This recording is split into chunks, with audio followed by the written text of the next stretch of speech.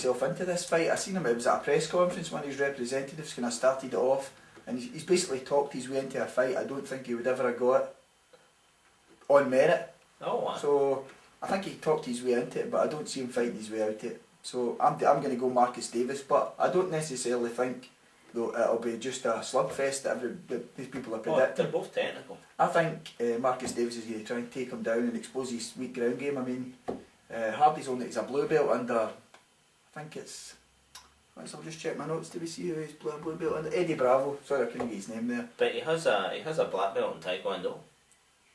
Completely useless. Okay, well. Actually, I'm going to go for Hardy. Due to the Taekwondo or the blue belt under Eddie Bravo? Well, I think Eddie Bravo was a... That was my smug face here, by the way, if any of you recognised it. I generally think Eddie Bravo was a plum.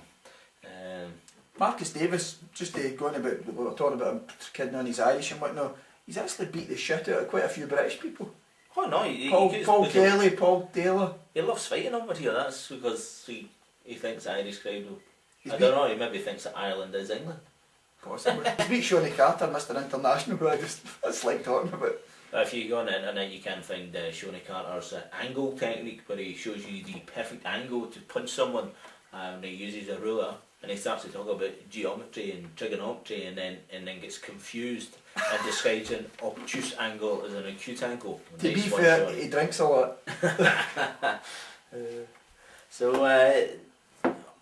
Hardy.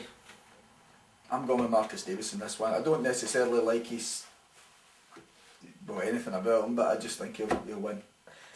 So the next, and possibly one of the biggest talking points of UFC 99 is Mirko Cro Cop, called Flipovic, versus Mustafa Al-Turk. What do you see happening here? Days of old, I would have said he would have dispatched Al-Turk.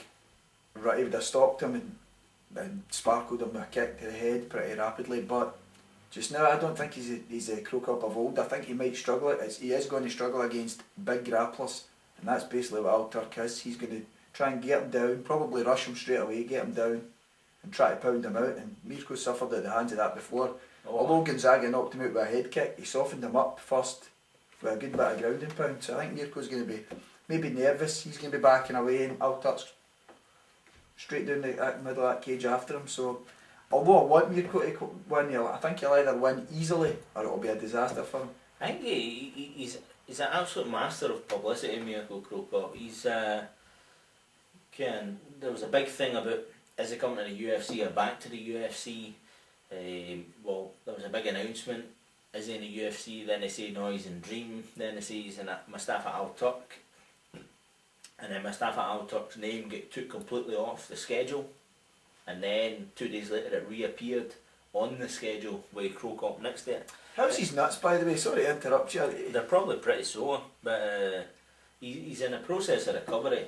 And I watched an interview, a 40-minute interview, and he talked a lot of good stuff where he's got the thirst back and he's hardcore again. But at the end of the day, I watched an Al-Turk interview and he said he's going to win, but what fighter goes into a fight saying he's not going to win? Having said that, Cro Cop's got, they're both about the same age, 34 and 35. Cro Cop's got all the experience. Al-Turk has fought in cage rage, but I don't think that's anywhere near the same level as the UFC. They've both lost to Congo. Totally different fights. Congo and Cro Cop was a stand-up trade affair, but Cro Cop never ever went to win that fight. He never pushed himself there. Yeah, wanted to do it. Nah. Whereas Al-Turk gets smashed quite brutally. I'm going to stick my neck out and just go, come on, Cro Cop. Cro Cop. War Cro Cop. Have we agreed? Doesn't happen often, so well. Okay, so that's our main sort of picks for UFC 99. If you agree, disagree, whatever, leave a comment. If you even just watch the show, leave a comment. If you don't, you're a douchebag. Or if you don't like that, leave a comment. We want some comments. I know, we're desperate for comments, and I don't mean stupid ones like Machida will lose guaranteed. Asshole. Yeah, that dick knees job. On there. Couple other main opposing shows that are on just now. We have the Strike Force and obviously the Affliction, but one of the major rumours and major things that's obviously came up recently is that Kimbo Slice. Tough 10. Heavyweights, supposedly 4 linebackers. I don't know what a linebacker is, but Big dude, American football. led to believe they start at 240 pounds, but so they're big dudes, and big dudes hit hard. That's it. My only worry is that the UFC is going to try and wrap him in cotton wool to have him active in the house for as long as possible. Instead of maybe where he might get picked first and beat up first, I think they'll try and protect him without fighting for as long as they possibly can. I don't know the exact format, so I could be talking crap, but I think they will try and keep him in the game as long as possible, because I think a lot of people on the show lose a bit when they're out of the running, if you know what I mean. I think it's a win-win for the UFC. They've brought him in. If he wins, then it's great publicity for them, and they can fire up the marketing and really go Kimbo, put him against their heavyweight champ and have a huge pay-per-view. And if he loses, Dana can say he was right all along. I told you he was a chump. We gave him his chance to prove himself. Going to hang out with the big boys. So I think 50-50. Either way, UFC wins, and 50-50 that Kimbo comes with it and wins. He's probably getting a wad of cash to go in anyway, to be fair. Supposedly Dana says that he's no. He says that Dana, you're talking pish. Yeah, pish. But will you back him in the house, or do you think he'll win again due to the beard? We discussed beards, facial hair quite a lot. But I think it's a big factor in mixed martial arts is facial hair. And I got a duffin the other night. That Jenna got clump in the eye, and it was because I shaved. You know what I mean? When I went in with my beard, I never get clumped. It was invincible. I was invincible. You know? I die of a weave. You know, I shaved the beard off, and I got 2 big right hands consecutively clumped in the stamp of the heat. I felt the flare. What's more powerful, side breezers or a beard? A side breezer's more powerful than a goatee. I think big side breezers where you're proper mutton chops. The whole minus the beard is the most powerful. Because they any martial artist kryptonite, it's like a bum in the streets get the proper mutton chops. Because anybody can grow a beard like so, but it takes an extra calibre of man. A connoisseur of the to shave just that little bit off down the middle, because you can't go back once you've done that. You know, it's a commitment. It shows commitment. It shows you that I'm not fucking around here. I'm a different league of crazy. That's why Ben Saunders, man, like his chops are just shave. He's a scary dude.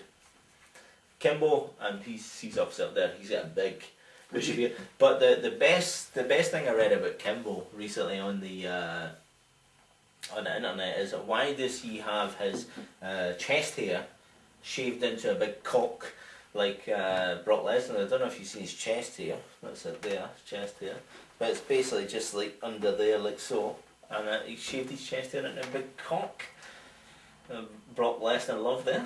I'm still reeling a wee bit for the Vanderlei Silva phone call, so I'm not really want to talk about penises or anything like that at the moment. But I haven't said that, there's gay fan mail out there. We are desperate. No photos, please. And then another big thing that's happened, obviously, and we predicted it right here in the MMA show, was Machida and the Machida era, I feel like.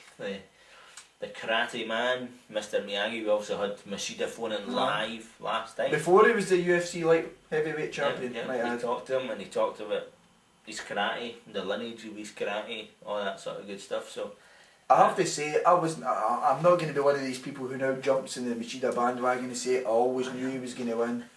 I thought he would win that fight, but I thought it'd be a 3-round bore fest. I didn't really think he'd be as aggressive and be as brutal like that. You predicted a first round knockout. Well, okay, it was the second round, but I don't think there's many people out there who predicted a first or second round knockout. You being one of them, so I have to bow down to the Master Wang knowledge there. Well done. It was the good thing about it, or one of the strange things I think about it is Rampage Jackson's obviously next in line, and he should have been fighting Evans for the crown, but he's ducked Machida. I disagree with that. He's ducked him. Rampage Jackson stayed in England too long. He's ducked him. Are you saying England breeds cowards? Is that where we're going with this? Or? No, I'm just saying he's ducked him. And do you not think he'll make more money long term doing the tough series? Plus he'll get a car or something. He smashed his up a while ago.